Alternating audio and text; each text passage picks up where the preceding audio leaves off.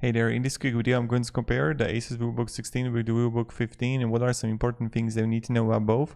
So when we're going to look here, the Vivobook 15 is still really good.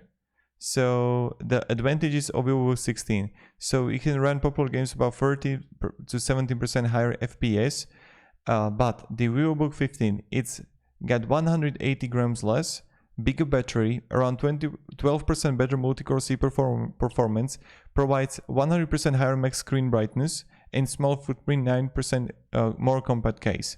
So when we're going to look here, the weight dimension area is better for Vivobook 15. You can see right here the size is just different. But look here.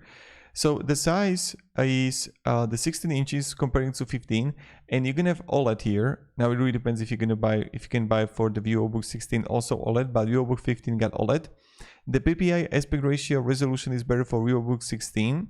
Now, when we are going to look even further, the full charging time is going to be better primarily for the Vivobook 15 OLED. And then when you can have the CPU, if you can have like AMD or Intel, but the base frequency is different for Vivobook 16, turbo frequency better for Vivobook 15.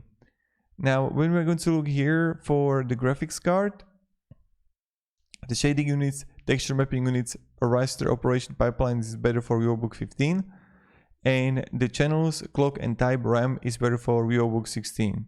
So other than that, they are like really similar. I just want to make this like quick video for you, and have a great day and goodbye.